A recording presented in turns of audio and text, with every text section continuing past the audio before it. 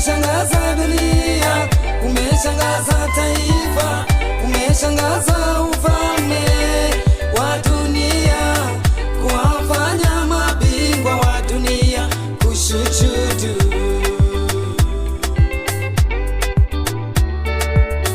Umeshangaza dunia, umeshangaza taifa, umeshangaza ufalme